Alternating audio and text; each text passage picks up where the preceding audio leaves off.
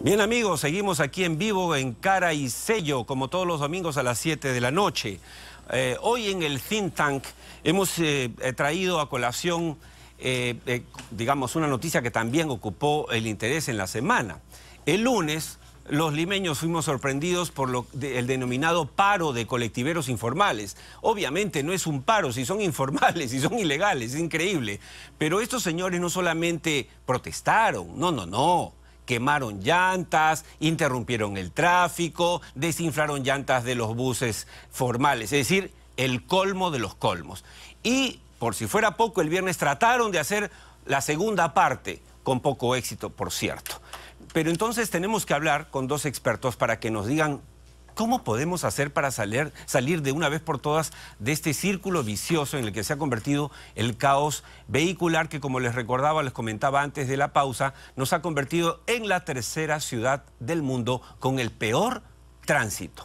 Vamos a hablar entonces hoy con nuestros invitados. Señores, buenas noches. Está con nosotros Luis Quispe, presidente de la ONG Luz Ámbar, y Ángel Mendoza, presidente de la ACTU, ambos ligados al sector. Señores, gracias por estar aquí con nosotros nuevamente. Vamos a empezar hablando del tema del paro, ¿no? Cuando uno ve estas paralizaciones, dice, bueno, ¿dónde está la autoridad?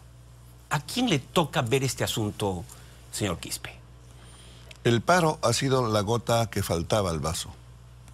El paro es consecuencia de un embalsamiento, del desorden, del transporte en particular, de más de 25 años. Sí, ha ayudado a graficar el caos en el que vivimos en realidad, ¿no? Efectivamente. De modo que creo que evidentemente la responsabilidad recae en las autoridades. La ley 27181... Pero la pregunta, perdóneme, señor Quispe, es ¿qué autoridades? Porque ahí viene el tema. ¿Es el Ministerio Interior? ¿Es la nueva ATU? ¿Es el municipio de Lima? ¿Quién?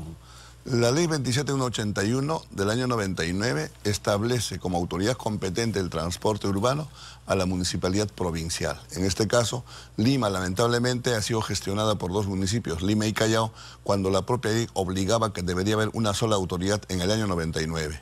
Recién con la ley 30900 del año 2018 se ha constituido la ATU finalmente. Ha tenido que hacer otra ley para que se constituya una sola autoridad. En este momento la autoridad competente es la ATU. Le pregunto al señor Ángel Mendoza, presidente de ACTU, ¿cómo hacemos para reducir, a propósito de la foto que estamos mostrando en pantalla, cómo hacemos para reducir algo que un niño de primaria sabe, ¿no es cierto? Un bus tiene 80, ¿no es cierto?, pasajeros, y en cambio 50 autos pueden tener la misma cantidad, o 30 o 20, ocupan más espacio, contaminan más. ¿Por qué no estamos pasándonos agresivamente a reemplazar lo que vemos en la foto, toda esta cantidad de autos, por buses? Bueno, es fundamental que la ciudad entienda que en este tema no hay nada que inventar. Ya las ciudades más avanzadas han basado sus sistemas integrados de transporte en base a la macrotransportación. Significa que lo que debe usar la ciudad para el transporte público son vehículos de alta capacidad, como es un bus de 12 metros, que como vemos en la foto, tiene una capacidad para 80 personas y ocupa un poco de espacio de la pista. Sin embargo, podemos tener 80 autos conducidos por 80 personas que bien pueden ir en el transporte público, porque esos 80 autos ocupan más de 2 cuadras. ¿Pero qué nos falta para que eso suceda? Porque eso yo lo escucho, hace décadas. Bueno, escucho el tema de que sí hay que pasarnos, lo cual es una verdad de perogrullo, ¿no es cierto? Hay que pasarnos pues a los buses. ¿Pero cómo hacemos? Bueno, primero que el gobierno central o los gobiernos que han pasado no han tenido, digamos, la atención debida al sector transporte urbano, ni en Lima, ni en el Callao, ni en ninguna otra parte del país. Lo segundo es que de manera específica esto le corresponde a las municipalidades y tampoco. El sistema integrado de transporte empezó hace muchos años de manera muy específica y con, digamos, mayor incidencia el año 2012 y 2014 cuando empezaron los corredores complementarios. Lamentablemente, el sistema integrado de transporte se desactivó, no se avanzó. Del 2014 a la fecha han pasado 5 años sin que la ciudad tenga un sistema eficiente. ¿Quién la desactivó? Es la gestión municipal pasada, ¿no? De Castañeda, así es.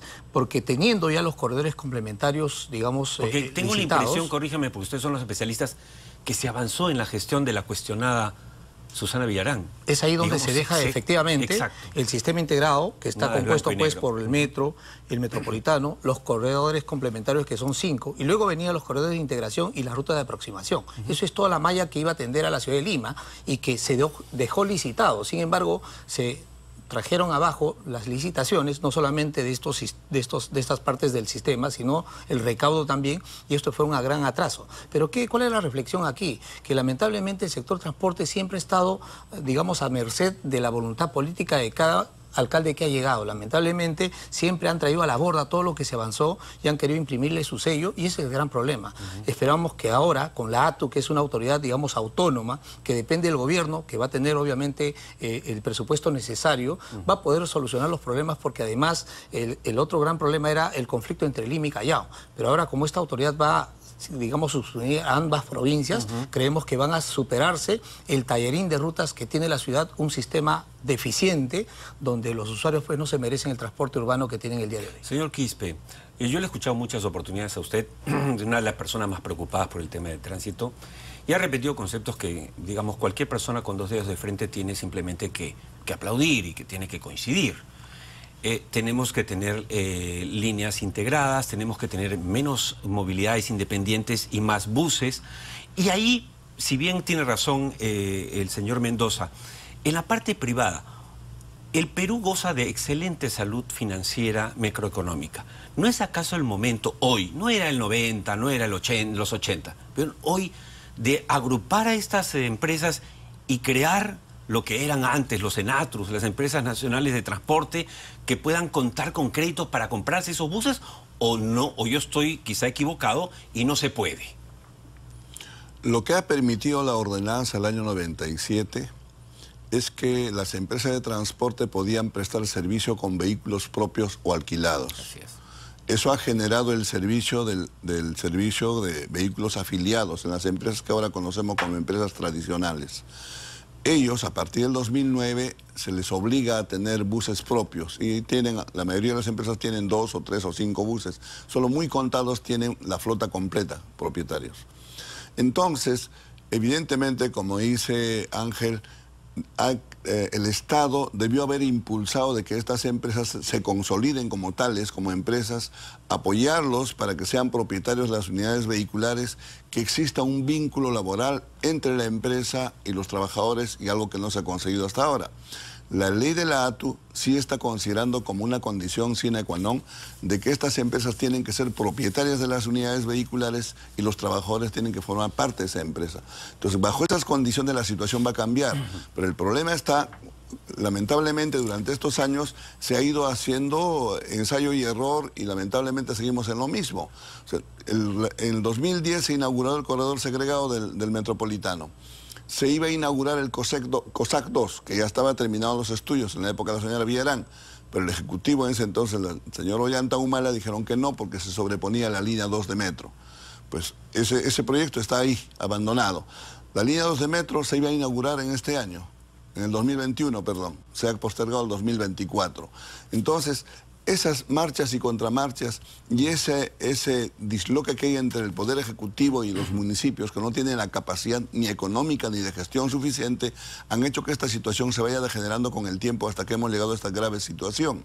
Entonces, confiamos que la ATU, que tiene meses, sea quien tenga que responder y asumir realmente lo que viene en adelante, pero el Estado, por supuesto, tiene la obligación de apoyar económicamente, porque eso es importante. Señor Mendoza, ahora que se ha creado la ATU, ustedes han tenido, usted y usted, señor Quispe, han tenido oportunidad de reunirse con la presidenta de la ATU. Digamos, ¿hay algún tipo de comunicación? Porque estamos cansados los peruanos que cada uno jale la carreta desde el ángulo que le da la gana, ¿no es cierto? Cuando tenemos que está aprobado en los Panamericanos, está aprobado, ¿no es cierto?, en tantos esfuerzos colectivos en que Perú es grande cuando se une. ¿Están conversando con la ATU? Sí, nosotros debemos saludar a la presidenta ejecutiva, la doctora María Jara, que ha convocado a todos los técnicos y especialistas de todos los colores, por decirlo así, pero no solamente ellos, sino a todos los actores que tienen que ver con el sistema integrado de transporte. Y eso es algo muy importante, porque para poder gobernar y gestionar hay que escuchar a todas las partes. Si bien es cierto, la autoridad tiene la facultad de poder tomar las decisiones, pero no está de más escuchar a todos los actores. Y eso se está dando ahora. Tanto así que, por ejemplo, la ATU todavía no está a cargo de los corredores complementarios. Sin embargo, ya nos estamos sentando todas las semanas a poder trabajar en una estrategia de cómo fiscalizar, cómo la informalidad, pues, atacar que están, digamos, malogrando todo lo que se ha avanzado, pero no solamente ellos, sino también se está viendo cómo es que los corredores complementarios y los sistemas de transporte público puedan avanzar a través de carriles segregados, ¿no? Algo fundamental, porque teniendo ello, como bien usted lo ha dicho, ya está aprobado en los Juegos Panamericanos, está aprobado hace 2 semanas en el campeonato de la Copa Libertadores de América, que se hizo un carril segregado, y lo que se encuentra en ello es un orden en el transporte público, una certeza en que uno toma un vehículo y va a llegar en un tiempo determinado y no pasarse horas, hombre, ¿no?, en un bus viajando, ¿no? Y además uno va a poder saber con qué frecuencia va a pasar por un paradero un bus, claro. y es decir, va a poder planificar su viaje. Claro. Pero no solamente ello, sino es que además va a impedir que la informalidad justamente se sobreponga al transporte público, como ocurre hoy día en el metropolitano. Y además, si hay estos carriles segregados, va a haber una fluidez de los vehículos. Un vehículo que el día de hoy da 4 vueltas, ese bus con un carril segregado va a poder dar 8 vueltas, al doble. Pero no solamente eso, el tiempo, por ejemplo, si en el corredor rojo un bus de Ceres hasta Fawcett, San Miguel, se demora 2 horas 15 minutos más o menos, va a poder reducirse a 1 hora 10, casi a la mitad. Entonces, hay totalmente bondades, y hay que digamos, recalcar que si al transporte público no se le da la importancia debida y no se le establece las condiciones, como por ejemplo los carriles segregados, Lima va a colapsar. Y además, el 80% de ciudadanos se moviliza en el transporte público. En la medida que esto colapse y retrocedamos, como por ejemplo se pretende que el vehículo autocolectivo sea formalizado, sería pues catastrófico para la ciudad y para el país, porque no seríamos competitivos absolutamente para nada. Señores Mendoza y Quispe, muchas gracias. El tiempo siempre es tirano en televisión, pero creo que ustedes han llegado a comunicar varios temas que estoy seguro que si la ATU llega a cristalizar va a mejorar. Yo solamente como un ciudadano, más que un periodista, les pediría que ustedes, estando dedicados a estos, le hagan a estos temas, le hagan una propuesta a ATU porque hay obviamente planes para el corto, mediano y largo plazo. En el corto no se pueden construir más avenidas, no hay, ¿no es cierto? Pero por ejemplo, si prohibimos que los taxis paren en cada 10 metros, si impulsamos que se formalicen y se agrupen y se reduzcan y se corten las vías para... O sea, si le damos un poquito de orden, la cosa empieza a mejorar. Yo creo que ese es el reto para concluir, porque el problema está en el transporte tradicional, que tiene 28.000 combis y cúster, y a esta responsabilidad de la ATU. Si este servicio, que todavía es evidentemente irregular, informal, digamos, pone orden en la ATU, creo que la población podría de alguna forma recibir un mejor servicio. De acuerdo. Porque la ATU va a tomar su tiempo. Muchas gracias, señores. Muchas gracias. Y estoy seguro que los volveré a invitar al programa.